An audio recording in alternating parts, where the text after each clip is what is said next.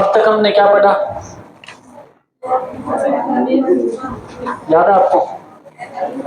मैंने आपको इससे पहले खेजड़ली घटना के बारे में बताया था। उस समय राजा कौन थे? कौन? अभय सिंह जो राजा थे, उन्होंने दुर्ग बनाने के लिए उनको चुनने की आवश्यकता थी। उन्होंने किसी व्यक्ति को भेजा था लकड़ियां इकट्ठी करने के लिए, और वो चला गया था खेजड़ली गांव। वहां जाकर के उसने बहुत सारे पेड़ थे खेजड़ी के, काटना शुरू किया। अमृता देवी बिश्नोई आई, उसने काफी सारे लोगों के साथ मिलकर के और पेड़ों को बचाने के लिए अपने प्राण दिए थे। और इस हिसाब से कितने लोग, लगभग 363 लोगों ने अपने प्राण दिए थे। उस घटना के बाद पेड़ों को काटना वहां बंद किया गया था कुछ समय के लिए। फिर मैंने आपको बताया, और किसके बारे में पढ़ा उसके बाद? विजय सिंह के बारे में पढ़ा। उसके बाद विजय सिंह के बारे में एक ही बात इंपॉर्टेंट है, विजय सिंह की पासवान का क्या नाम था? गुलाब राय। गुलाब राय के बहकावे में आकर के विजय सिंह ने अपना उत्तराधिकारी नियुक्त किसको कर दिया था? मान सिंह को उत्तराधिकारी नियुक्त कर दिया था। और बाद में कुछ सरदार जो लोग थे उन्होंने इसका विरोध किया, तो कुछ समय के लिए उन्होंने भीम सिंह को राजा बनाया था, लेकिन थोड़े से समय के लिए रहा। बाद में वापस कौन राजा बन गया? मान सिंह शासक बन गया था। ठीक है, आज की क्लास में हम पढ़ेंगे कि एक व्यक्ति जिसने एक दिन मात्र एक दिन एक चम्मच से भी कम, एक दिन खाना खाए तो एक चम्मच नमक तो खा ही नहीं सकते, इतना सा नमक खाया था, और उस नमक का कर्ज चुकाने के लिए उसने अपने प्राण दे दिए थे।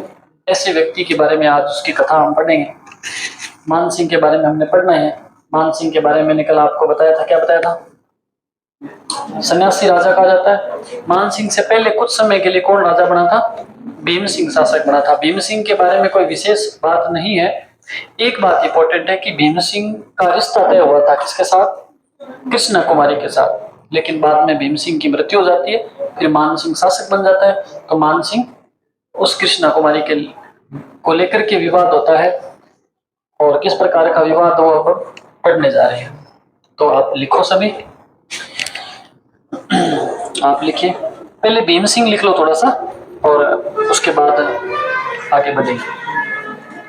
लिखो, मारवाड़ का राजा राव भीम सिंह। साथ साथ में लिखते जाना बेटा। मारवाड़ का शासक कौन है? राव भीम सिंह। मेवाड़ का, सॉरी, आमेर का राजा कौन है उस समय? बताओ, आमेर का राजा कौन है? देख के बता दो, आराम से बता दो, लेकिन गलत नहीं बताओगे, आपको मैंने पढ़ाया हुआ है पहले से। मेवाड़ का राजा कौन है?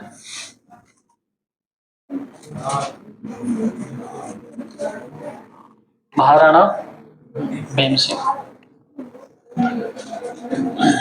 भीम सिंह सिसोदिया। आमेर का कौन था? आमेर का जगत सिंह था। ध्यान देना थोड़ा सा, जो बच्चे मेवाड़ के इतिहास के साथ क्लास में नहीं थे उन बच्चों को थोड़ा ज्यादा देखना है, बाकी सब को पहले से पता है, एक बार आपको रिपीट कर लेना है। मेवाड़ का जो राजा था भीम सिंह, उसकी एक पुत्री थी, और इस पुत्री का नाम क्या था? कृष्णा कुमारी।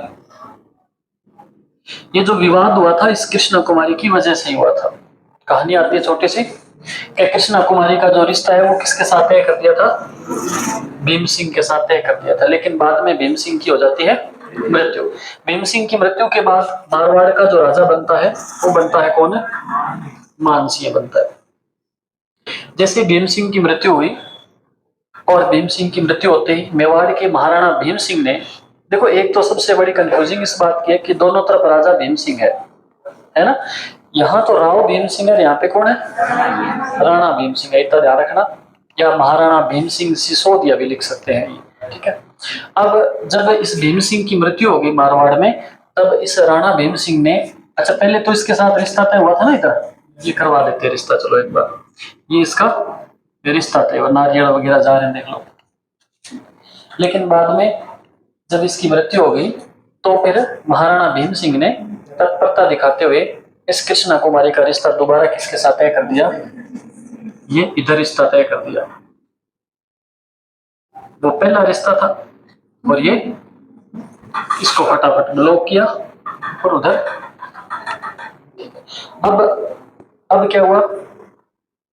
अब इस बात से एक बंदे को ये बहुत नाराज हुआ। कौन नाराज हुआ?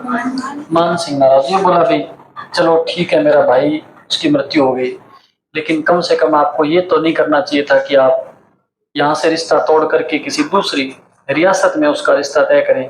आप देखते हमारे मारवाड़ में भी कोई अच्छा लड़का मिल जाता आपको। ऐसे करते करते सामने खड़ा हो गया आके,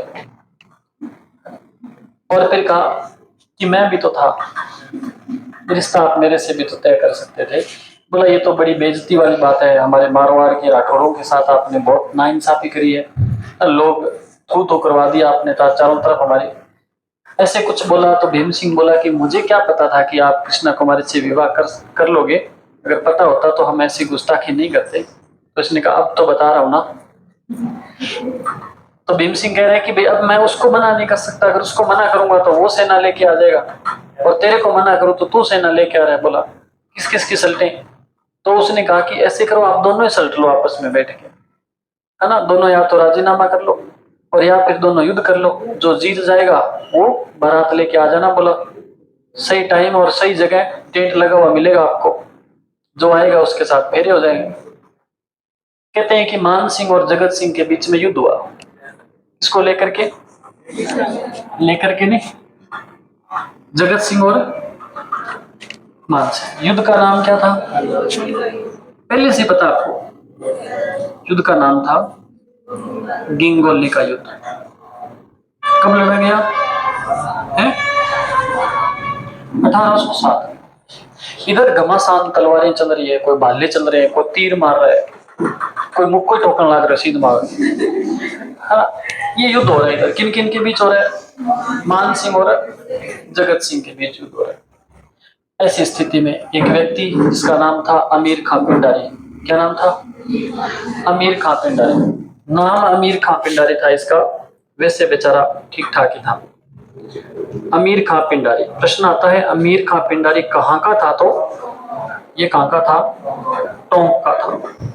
इसको भी ठीक नहीं लगा। ये बोला कि देखो एक राजकुमारी के लिए इतने सारे राजपूत लोग लड़ करके मर रहे हैं, तो क्यों ना हम कोई समाधान, ये टिफिन निकाल के ले जा रहे हैं और कोई ज्यादा मैटर नहीं है। आप इधर देख ले, सारा पन्ना देखे जाए, कोई बाड़े में कोई एक डांगर खुल के उड़ जाए, देखने लगा सारा बात। अच्छा टाबर होते। अमीर खां पिंडारी काका था टोंक का। इसने देखा कि इधर युद्ध लड़ रहे हैं, किस एक की वजह से, किसकी वजह से? कृष्णा कुमारी को लेकर के विवाद। दो रियासतें लड़ रही, कितने पागल हो गए, राजा खुद लड़ रहे हैं, कितने सारे सैनिकों को मार रहे हैं, असंख्य राजपूत लोग इस युद्ध में लड़ करके मर रहे हैं। तब कहते हैं कि अमीर खां पिंडारी ने इस भीम सिंह से बात करी कि तेरी छोरी खातर लड़ाई होने लगी, तो चाहो तो लड़ाई 1 मिनट में बंद करा सके। तो भीम सिंह बोला कि मैं कैसे बंद कराऊं? बोला मैंने तो शुरू कराई है। तो इसने कहा कि आप ऐसे करो, कृष्णा कुमारी को जहर दे दो, अगर कृष्णा कुमारी मर जाएगी तो फिर युद्ध ऑटोमेटिक हो ही जाएगा, खत्म, सामान्य सी बात है।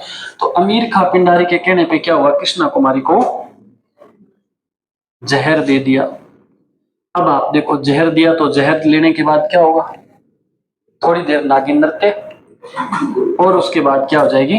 कृष्णा कुमारी की मृत्यु हो जाएगी। जब इस मृत्यु का समाचार पहुंचेगा मान सिंह को, वो उधर से भाला फेंक रहा जगत सिंह।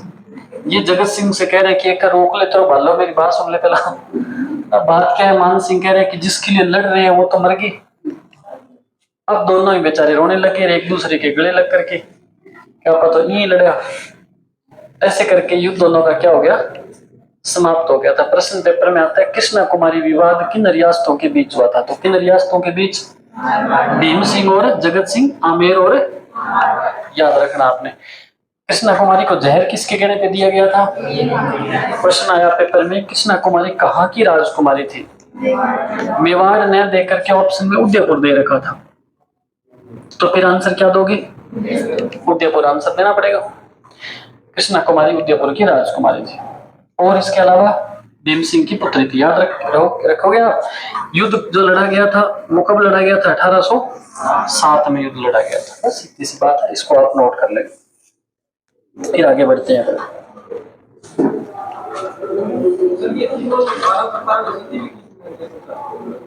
1800 किन तीनों ने? 1818 में संधि करी थी।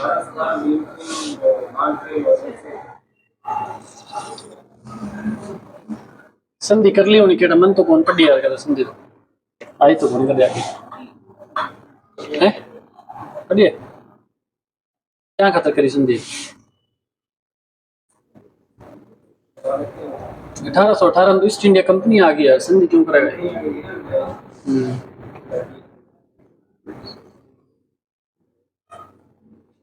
हो सकता है देख लूंगा अगर कोई ऐसा हुआ तो सिस्टम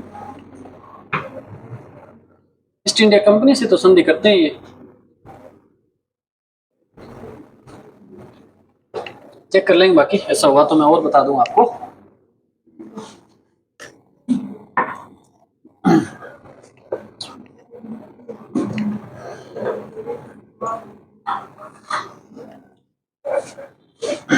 नोट कर लिया आपने क्या लिख लिया सभी ने लिखो जल्दी स्कैन कर लिया करो आंखों से फटाफट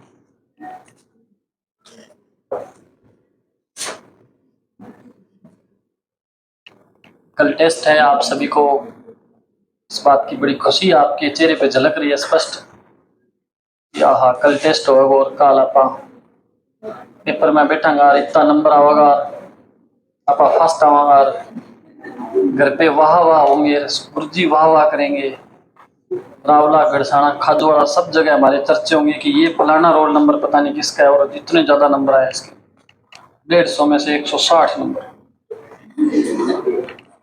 ऐसा थोड़ी हो सकता है ना राइटिंग के नंबर पहले मिलते थे आजकल वो भी नहीं मिलते नोट कर लिया आपने मैं तो ऐसे ही बेला था तो कुछ नहीं बोलने लग गया आप नोट करते रहो बातों की तरफ ध्यान मत दो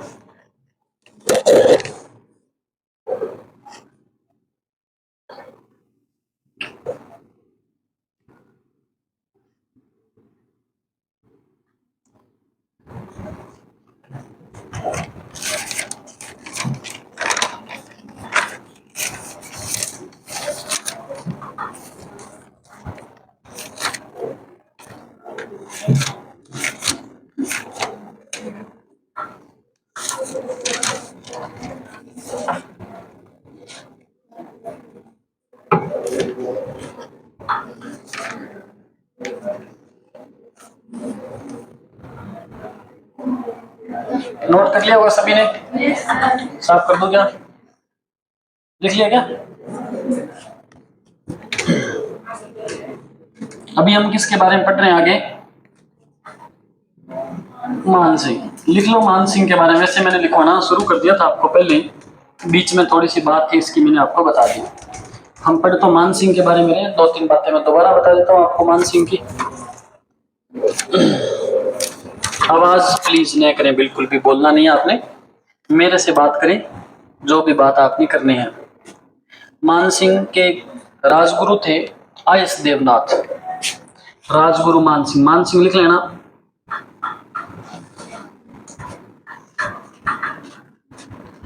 आयस देवनाथ कहते हैं कि एक बार कोई युद्ध हो रहा था उस समय मान सिंह राजा नहीं बना हुआ था और उस युद्ध में मान सिंह को चारों तरफ से घेर लिया गया था और देखने वाले को ये प्रतीत हो रहा था कि मान सिंह की अब मृत्यु हो जाएगी उस समय एक व्यक्ति ने आकर के ये भविष्यवाणी की थी कि मान सिंह तो भविष्य में बहुत बड़ा राजा बनेगा और मान सिंह ने कहा कि महाराज मेरी स्थिति तो ये है कि मैं घर कैसे जाऊं और तू राजा बना रहा है मेरे को और कहते हैं कि उस व्यक्ति की बात सच हो गई थी बाद में ये शासक बन गया था और वो व्यक्ति कौन था जिसने भविष्यवाणी की थी वो था आयस देव इसी को उसने राजगुरु बना लिया था बाद में ये नाथ संप्रदाय से संबंधित था कौन से संप्रदाय से आपको पता हो तो मान सिंह ने भी कौन सा संप्रदाय मान सिंह खुद भी नाथ संप्रदाय का अनुयायी था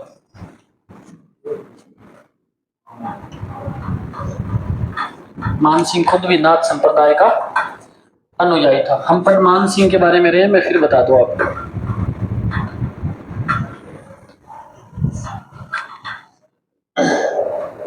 मान सिंह के बारे में अगर और हम बात करें इसने जोधपुर में महामंदिर का निर्माण करवाया था मैं लिखवा चुका हूं वैसे जो बच्चे कल नहीं थे क्लास में वो लिख लेना इसने महामंदिर जोधपुर में है जो नाथ संप्रदाय से संबंधित है का निर्माण करवाया था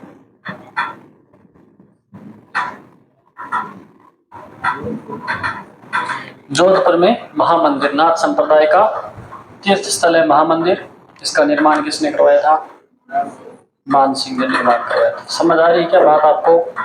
चंद्रपाल सुनाई दे रहे ढंग से? समझ रहे हो बढ़िया से? कोई दिक्कत है तो मैं इसको रख देता हूँ, कोई समस्या नहीं है, बता देना अभी भी।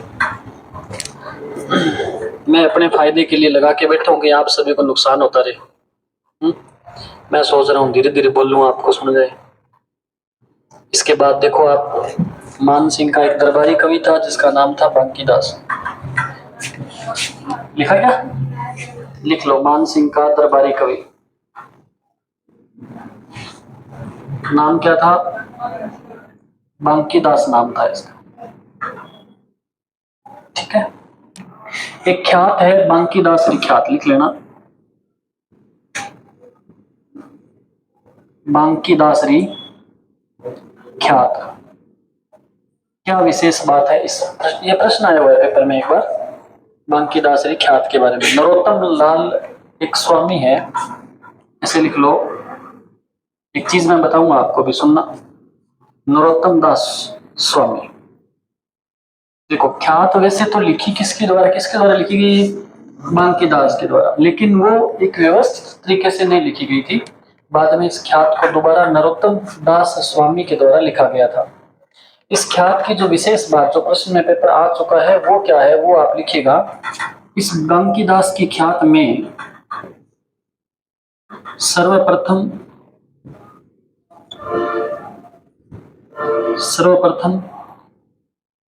जोधपुर की स्थापना का वर्णन मिलता है। जोधपुर की स्थापना का वर्णन मिलता है। तिथि भी बताई गई उसके अंदर। पहली बार कोई ग्रंथ है जिसमें तिथि के बारे में वर्णन मिलता है। जोधपुर की स्थापना लिख लेना, ठीक है। प्रश्न इस प्रकार से आया था कि वो कौन सा ग्रंथ है जिसमें जोधपुर की स्थापना की तिथि की जानकारी मिलती है, तो कौन सा ग्रंथ है? बांकीदास ख्यात वो ग्रंथ है। अब तक यही आया है, ये नहीं पूछा गया बांकीदास किसके दरबार में था, तो आप बता देंगे इसके दरबार में। व्यवस्थित रूप से बांकीदास की ख्यात को किसने लिखा था, तो नरोत्तम दास स्वामी। ये भी पूछा जा सकता है क्योंकि इसके पास में पहुंच गया एग्जामिनर तो 2 कदम आगे बढ़ सकता है।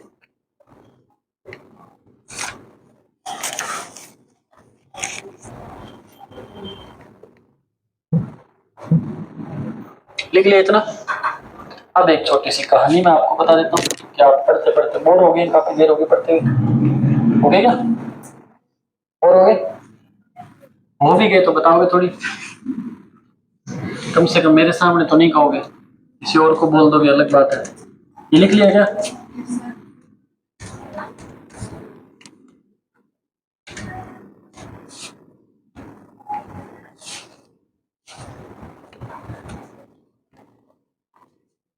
निमाज जगह पड़ती है, निमाज कहाँ है? निमाज वर्तमान पाली के अंदर है। निमाज जो जगह है वो कहाँ है वर्तमान में? पाली के अंदर। यहाँ का एक ठाकुर था जिसका नाम था सुल्तान सिंह। निमाज का ठाकुर कौन था?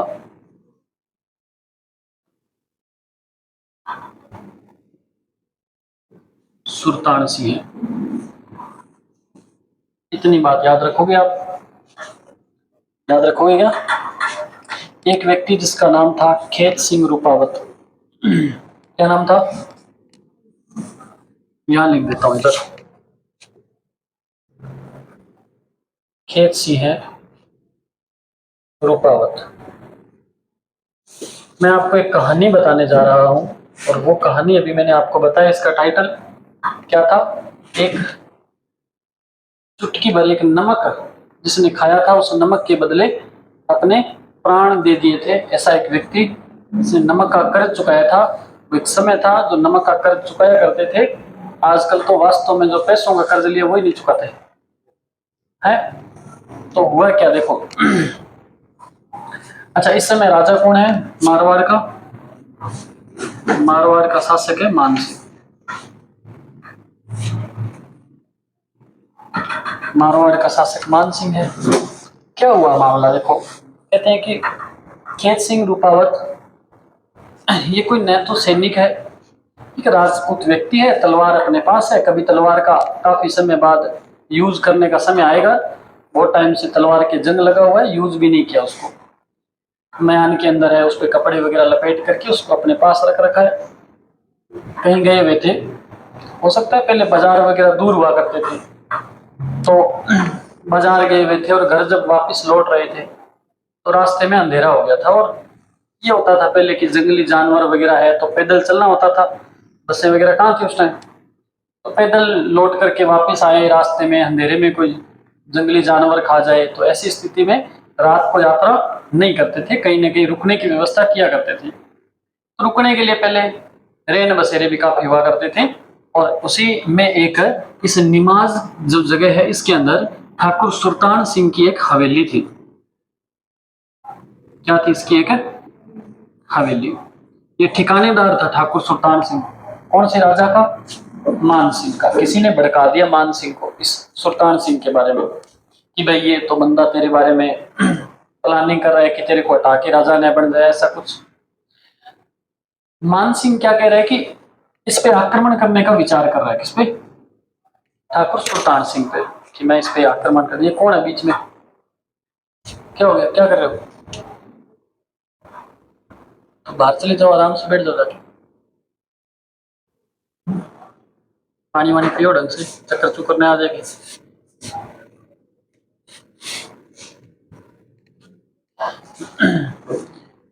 कहते हैं कि खेत सिंह रूपावत एक बार, मैंने बताया, गए हुए थे, रास्ते में आ रहे थे तो आकर के ठाकुर सुल्तान सिंह की हवेली में रुक गए। और घर से जाते थे, इनको पता है अभी रात को भोजन की व्यवस्था हो न हो तो रोटियां साथ में लेके जाया करते थे, लेकिन क्या है कि इनके पास सब्जी खत्म हो जाती है, उस समय सब्जी इनके पास नहीं थी। तो ये जब इसकी हवेली में रुके तो ये रसोइये के पास जाकर के बोले भी, खाने की व्यवस्था भी किया करते थे पहले, तो रसोइये के पास जाकर के बोले भी रोटी तो मेरे पास है, मेरे को सब्जी थोड़ी सी चाहिए, उसके अंदर लगावण चाहिए, आपके पास है तो थोड़ा दे दो। तो उसने बोला भी खाना पूरा बना खा लो, बोला नहीं रोटी तो है, सब्जी चाहिए। तो थोड़ी सी उसने कटोरी में सब्जी डाल के दे दी थी, थोड़ा सा नमक इसने लिया, सब्जी फीकी थी शायद, तो नमक डाल करके और खाना खा करके आराम से सो गया हवेली में।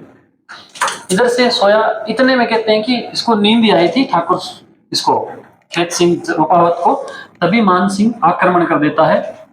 इस सुल्तान सिंह की हवेली के चारों ओर सैनिक आकर के इकट्ठे हो जाते हैं। मान सिंह मैसेज भेजता है इसके पास भी, हम आगे हैं, युद्ध करने के लिए तैयार हो जाओ। ठाकुर सुल्तान सिंह अपनी हवेली में अनाउंस करवा देता है कि यहाँ के जो नौकर चाकर है, जो यहाँ के सैनिक है, वो तो हवेली में रुके, अन्यथा जो राहगीर आए हुए हैं, जो रास्ते में रुके हुए हैं आकर के रात बसेरा लेने के लिए, वो यहाँ से जल्दी से निकल जाए। तो सब लोग जो रुके हुए थे वो चले जाते हैं, एक व्यक्ति वहां रुक जाता है, नहीं जाता। कौन रुक जाता है? खेत सिंह रूपा। इससे पूछा जाता है भी आप गए क्यों नहीं? राजा वो खुद आता है ठाकुर सुल्तान सिंह और कहता है कि आपको चले जाना चाहिए थी, आप यहाँ क्या कर रहे हो? अभी हम युद्ध लड़ेंगे। बोला यहाँ गर्दनें कटेगी लोगों के, और तू सीध मार कर तो तेरी कट जाएगी।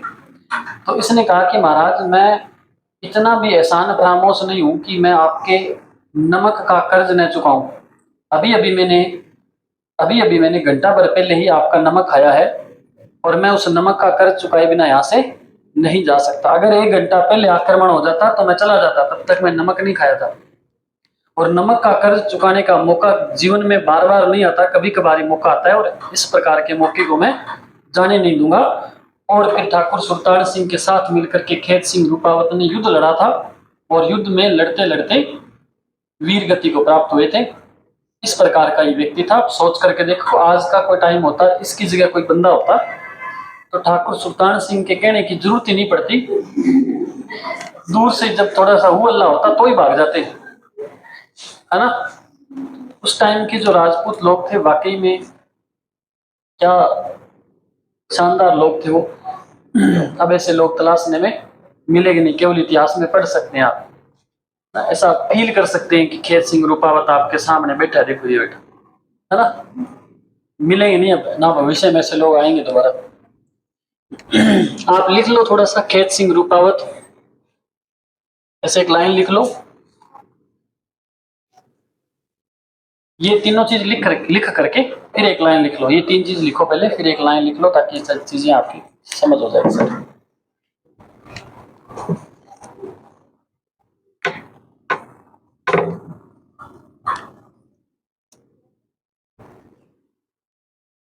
ठाठ नहीं आ रहा है, ठाठ नहीं आ रहा है, इसको उतारने में ठाठ आएगा।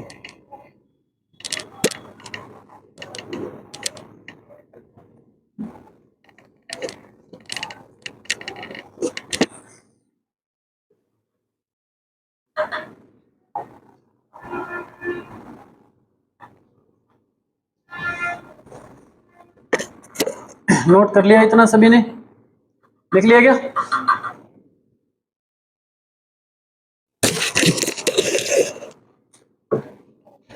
लिखो एक लाइन, इसके बाद एक लाइन लिखो।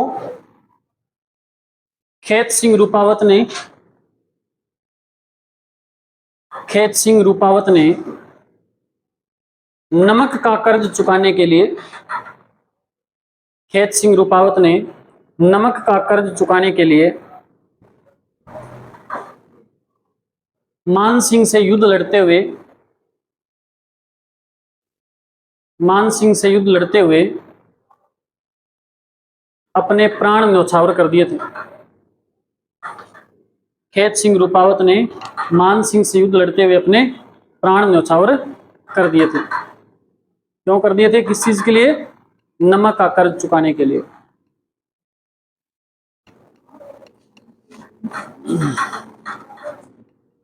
फिर लिखो मान सिंह ने, नई लाइन में लिखो,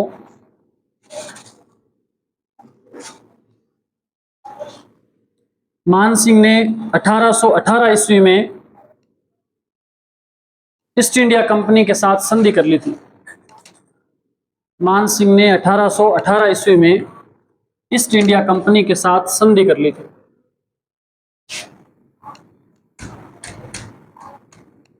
1818 ईस्वी में ईस्ट इंडिया कंपनी के साथ संधि कर ली थी। लिख लिया क्या?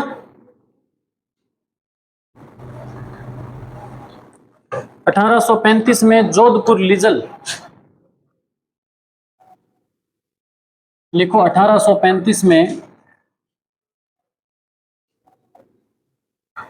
जोधपुर लीजन सैनिक टुकड़ी का गठन किया था।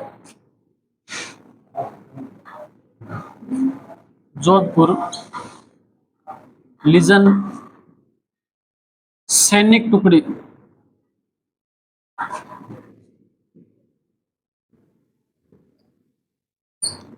कहते हैं कि अंग्रेजों का इन्होंने खूब साथ दिया था। अब ये जो सैनिक टुकड़ी का गठन किया गया है, ये सैनिक टुकड़ी भी किसके लिए गठित की गई है?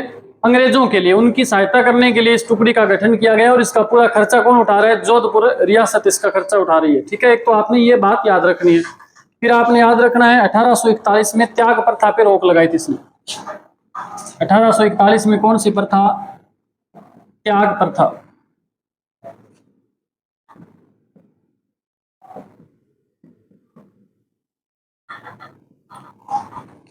इससे पहले 1818 में लिख लिया आपने, ईस्ट इंडिया कंपनी के साथ संधि करी थी। 1807 में इसने क्या लड़ा? युद्ध लड़ा है। कौन सा? कौन सा युद्ध? गिंगोली का युद्ध इसने लड़ा था। है? त्याग प्रथा कौन सी बताऊंगा आपको, याद नहीं मेरे को यार। त्याग प्रथा में आपको कुछ एक शब्द दिख रहा है, इस हिसाब से ये हो सकता है किसी को त्यागना। त्यागना मतलब छोड़ देना। तो तलाक से मिलती जुलती कोई इस प्रकार की तलाक प्रथा है ना, उससे रिलेटिव ही कोई ऐसा, बिना तलाक दिया तो किसी को छोड़ देना, पत्नी को छोड़ देना है ऐसा। शायद, पक्का नहीं बता रहा मैं, ये मेरे को देखना पड़ेगा थोड़ा। ठीक है, शायद ऐसा होता होगा, बाकी थोड़ा और चेक करेंगे क्या है। इसके बाद देखें आप, इसके बाद एक खतरनाक बंदा राजा बनने जा रहा है आगे, जसवंत सिंह सेकंड। आगे शासक का नाम लिखें, जसवंत सिंह सेकंड।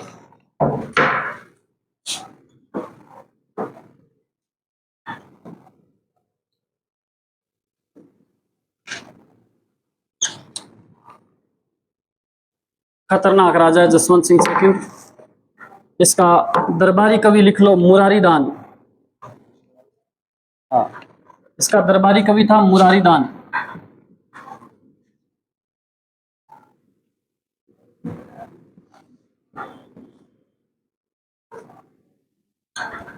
इंपॉर्टेंट है, ये कवियों के नाम पूछ लेता है, किसके दरबार में थे, किसके समकालीन थे, तो आप तुरंत बता पाए। इसका एक ग्रंथ भी है, यशवंत यशोभूषण। यशवंत यशा या यशोभूषण ग्रंथ है। किसका ग्रंथ है ये? यशवंत। यशवंत फिर नहीं लिखा, ये गलत हो गया। अब सही है। यशवंत यशोभूषण ग्रंथ किसने लिखा? मुरारीदान ने। मुरारीदान किसके दरबार में थे? जसवंत सिंह सेकंड के दरबार में थे। एक और महिला इसके दरबार में थी। अच्छा, एक और लिखना आप, इस मुरारीदान को कवि राजा और लाख पसाव की उपाधि दी थी। इस मुरारीदान को कौन सी उपाधि दी? एक तो कवि राजा की उपाधि प्लस लाख पसाव। कवि राजा तो आप समझते हो क्या होता है? शासन काल में कोई फिक्स कौन रोड की दौड़ सो है लास्ट मानसिंह किक करे शासन काल कौन सीधो लिखो 5-7 बातें हैं बस, एक एक 2-2 बातें 3-4 आ जाएगी। जसवंत सिंह सेकंड का दरबारी कवि, दोबारा बता रहा हूं, दरबारी कवि का नाम क्या है? मुरारीदान। और मुरारीदान का ग्रंथ कौन सा? यशवंत यशोभूषण। और आपने क्या लिखना है? यशवंत सिंह ने क्या किया? इसको उपाधि दी थी। कौन सी उपाधि? कवि राजा की उपाधि। किसको दी थी? मुरारीदान को। और क्या दिया इसको? लाख पसाव। लाख पसाव का मतलब होता है 1 लाख स्वर्ण मुद्राएं दी थी। ठीक है, तो बहुत बड़ा कवि मान सकते हैं आप। जसवंत सिंह बड़ा आदर करता था कवियों का और महिलाओं का। देखना भी आगे।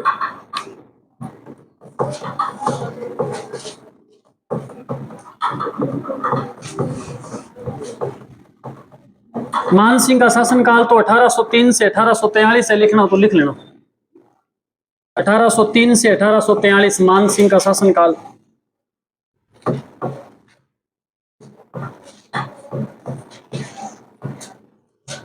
अठारह से 1895 जसवंत सिंह। 1843 से 1895 शासनकाल किसका है? जसवंत सिंह का। फिर आगे पढ़ेंगे, उसका आगे बता दूंगा। 1843 से 1895 शासनकाल लिख लिया क्या?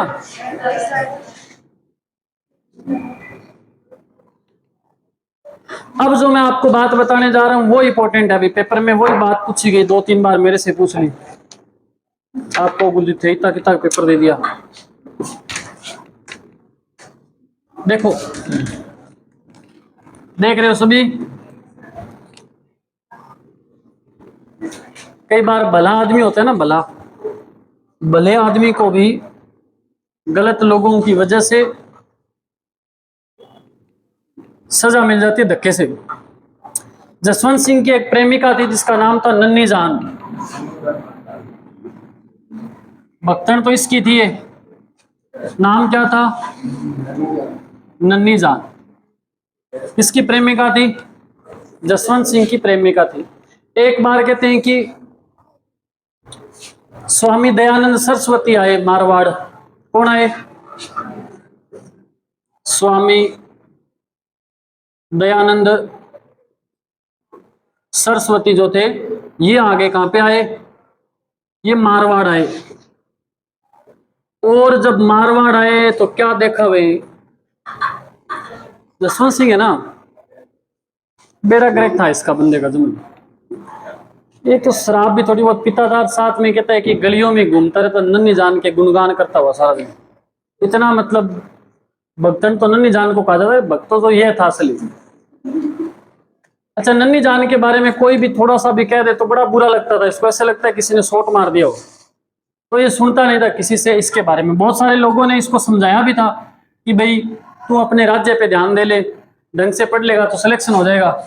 लेकिन ये काम मानने वाला था। पढ़ाई की बात ऐसी आगे बीच में, इसको कहा ढंग से शासन करेगा तो तू साम्राज्य विस्तार करेगा, वरना तेरा तो बेटा करे कई सारों का करेगा तू। तो किसी की नहीं मानी। एक बार कहते हैं कि दयानंद सरस्वती दरबार में आए। किसके दरबार में? जसवंत सिंह के दरबार में आकर के ये लेक्चर वगैरह इन्होंने शुरू किया अपना, और उस लेक्चर में उन्होंने इस नन्ही जान के बारे में भला बुरा कहा। भाई इसको समझाने लगे जसवंत सिंह को, क्या तू बताई ना बिन तो पर मैं तन बात बताऊं, तू तू बिन छोड़ दे कि कौन बड़े बोला काम मना, और नहीं तो फिर कुछ नहीं बनने वाला। तो काफी खूब घंटा भर इसकी क्लास लगाई जसवंत सिंह की, और इसने इसकी बात जैसे दयानंद सरस्वती जी की बात सुन के सारी की सारी जा करके रिकॉर्डिंग इसको सुना दी नन्हे जान को, स्क्रीन शॉट रिकॉर्डिंग सब भेज दी उसको तुरंत। बोल देख तेरे खातर यहाँ के पर मैं मानू ना रहूं के, मैं मानू को नहीं। तो नन्ही जान को बुरा लगा, इसने कहा मेरे बारे में बेटा कहाँ से आया और कहाँ मेरे बारे में क्या कह रहे हैं ना। तो इसने कहते हैं कि नन्ही जान ने बड़ा काम कर दिया एक, इसने दूध में कुछ लोग तो कहते हैं जहर मिलाया, कुछ लोग कहते हैं शीशा मिलाकर पिला दिया, जिससे इनकी क्या हो गई, जिससे दयानंद सरस्वती जी की क्या हो गई थी, मृत्यु हो गई थी। बात समझ आई आपको? प्रश्न आता है नन्ही जान जो महिला थी वो किसके दरबार में थी, तो जसवंत सिंह के दरबार में। दयानंद सरस्वती को जहर देने वाली महिला का नाम पूछे तो दयानंद सरस्वती मारवाड़ किस राजा के दरबार में आए थे, तो जसवंत सिंह सेकंड के दरबार में। बात कब की, 1883 ईस्वी की बात है, ध्यान देना 1883, ठीक है, ये 1883 ईस्वी के अंदर आए थे। तो बाद में इनकी अजमेर के अंदर मृत्यु थी, ये भी लिख लेना। इनकी मृत्यु का जहर तो इनको दिया था जोधपुर में, लेकिन मृत्यु कहाँ हुई थी इनकी, तो अजमेर में हुई थी।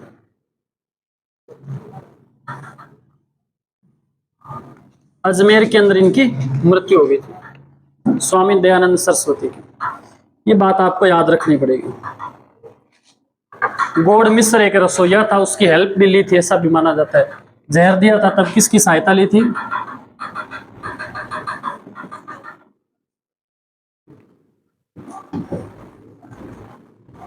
गौड़ मिश्र रसोईया।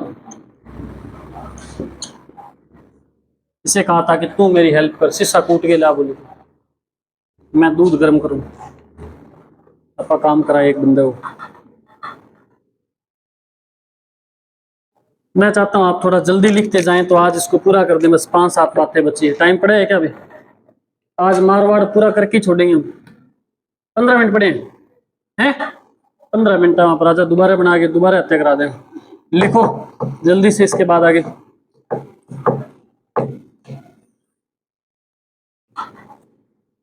मेरा मन कर रहा है मैं खड़ा खड़ा बोलता रहूं और आप लिखते जाओ फटाफट, ऐसा पॉसिबल है क्या? हो जाएगा? ठीक है, बीच में कोई समझाने वाली बात आएगी तो मैं तुरंत चला जाऊंगा बोर्ड के पास और आपको समझा दूंगा, ठीक है? लिखो फिर एक लाइन, ये नोट नहीं किया, जल्दी करके ना, तू इतनी धीरे ना चल,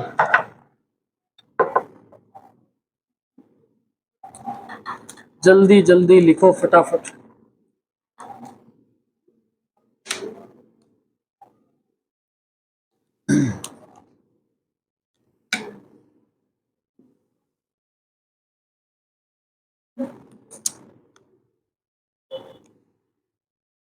साइंस वाले सर कह रहे हैं कि मैथ पढ़ा दूंगा।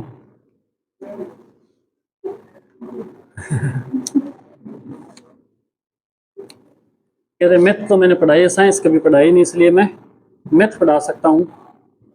तो फिर क्या करें, मैथ पढ़वाएं क्या? फिर साइंस मैं पढ़ा दूंगा। साइंस पढ़ लो ना मेरे को, आओ कौन मन साइंस की स्पेलिंग कौन है, अलग बात है।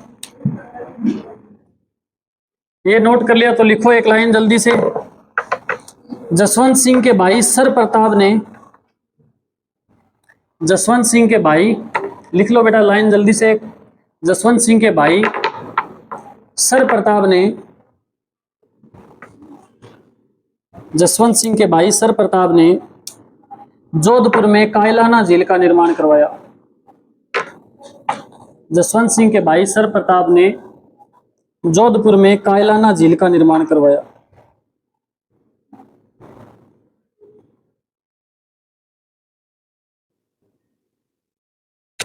लिख लिया? फिर आगे शासक का नाम लिखो, सरदार सिंह, 1895 से 1911।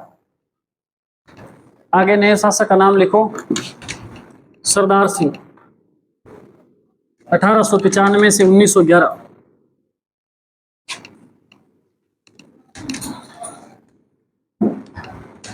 लिख लिया? सरदार सिंह के बारे में लिखो, इसके समय में जोधपुर को पोलो का घर कहा जाता था। पोलो का घर किसके शासनकाल में? किसके? सरदार सिंह ना, पोलो खेलने का शौकीन था, जगह जगह पोलो की टीम बना के छोड़ दी इसने, इसलिए पोलो का घर कहा जाता है। किसके शासनकाल को? सरदार सिंह के शासनकाल में मारवाड़ को पोलो का घर कहा जाता है। ये बात आपने याद रखनी है। दूसरी बात लिखो, सरदार सिंह ने अपने पिता, सरदार सिंह के पिता का नाम क्या है? हाँ, जसवंत सिंह सेकंड लिख लेना, की याद में क्या बनवाया? जसवंत थड़ा का निर्माण करवाया। कहां पे भाई? गंगानगर में। कहा ये? जोधपुर के अंदर मेहरानगढ़ दुर्ग, जैसे कि चंद्रपाल ने बताया। जसवंत थड़ा जो है, इसको कहा जाता है भाई क्या? इसको कहा जाता है राजस्थान का ताजमहल। भारत का ताजमहल आपको पता है किसको कहा जाता है? किसको? आगरा को। आगरा के ताजमहल को कहा जाता है भारत का ताजमहल। आगरा में हुआ। राजस्थान का ताजमहल जसवंत था। राजस्थान का और भी ताजमहल है क्या कोई? अबलिमिनी का महल कौन सा ताजमहल है? हड़ौती का ताजमहल, या राजस्थान का दूसरा ताजमहल, या राजस्थान का छोटा ताजमहल कह सकते हैं। और एक काका जी की दरगाह बताई मैंने आपको, प्रतापगढ़, वो कांठल का ताजमहल कहते हैं उसको। बीबी का मकबरा कहाँ है? दक्षिण भारत का ताजमहल कहते हैं उसको। वहां नहीं जाएंगे अपने, आते टाइम किराया खत्म हो जाए, समस्या हो जाएगी। अपने राजस्थान की बात करेंगे। इतना लिख लिया? बढ़ो आगे फिर। इसने जोधपुर में घंटाघर का निर्माण करवाया। ये लिखना इंपॉर्टेंट है। जोधपुर में घंटाघर का निर्माण करवाया। कभी जाओ घूमने के लिए तो ये सब चीजें देख करके आना। और उस समय आप याद करना अपने हिस्ट्री वाले मास्टर को कि गुरुजी ने एक दिन बताया था यहाँ ये जसवंत थड़ा है, अच्छा इसको राजस्थान का ताजमहल कहते हैं, अच्छा ये था वो, ऐसे ऐसे कर करके, और फिर आप इसको देखना ढंग से। ठीक है, आगे लिखो। इसके बाद में राजा बना सुमेर सिंह, 1911 से 1918। कौन राजा बना? सुमेर सिंह, 1911 से। आपको पता है 1914 से 1918 के बीच में एक महत्वपूर्ण बात, हाँ, तो आपने लिखना है द्वितीय विश्व युद्ध में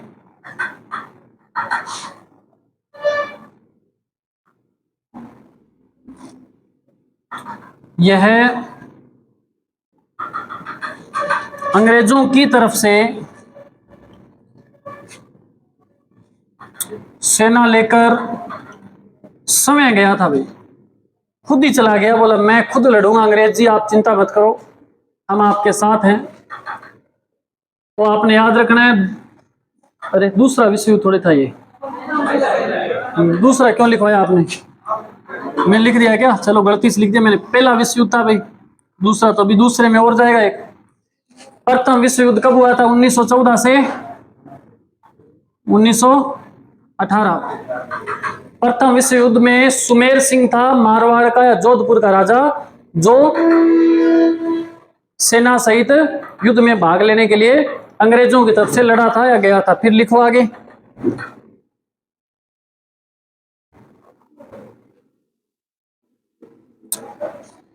फिर राजा बन गया उमेद सिंह, 1918 से 1947।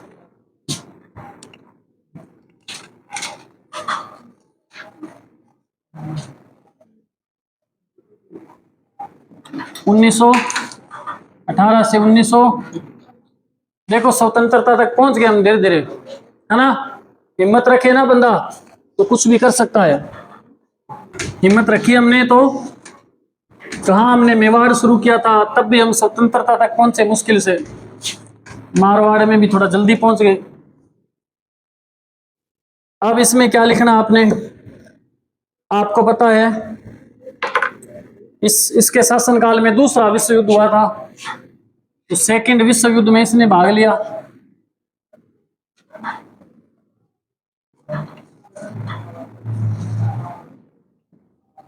ठीक है, इसके बारे में दो अच्छी बातें हैं। इसने जवाई बांध का निर्माण करवाया था। कौन से बांध का? जवाई बांध का निर्माण।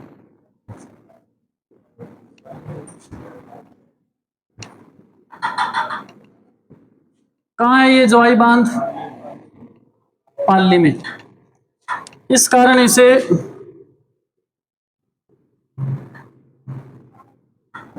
क्या बता सकते हो, इस कारण इसे क्या कहा जाता है? आधुनिक मारवाड़ का निर्माता कहा जाता है इसको, याद रखना। आधुनिक मारवाड़ का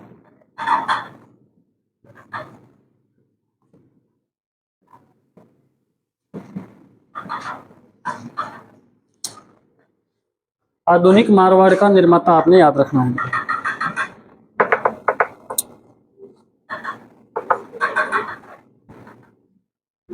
फिर राजा कौन बन गया?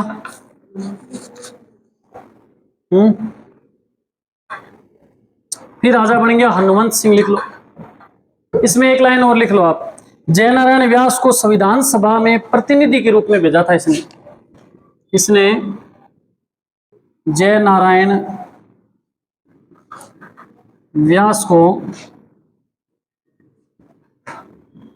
संविधान सभा में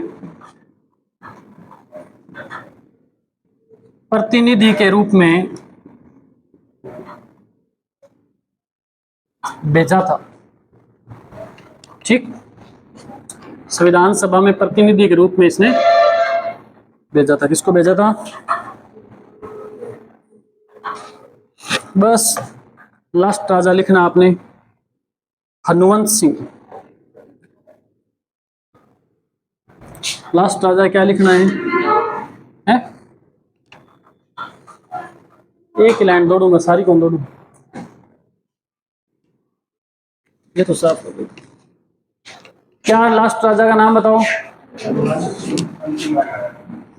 हनुमंत सिंह है। और इस हनुमंत सिंह के बारे में लिख लो, राजस्थान एकीकरण के समय यह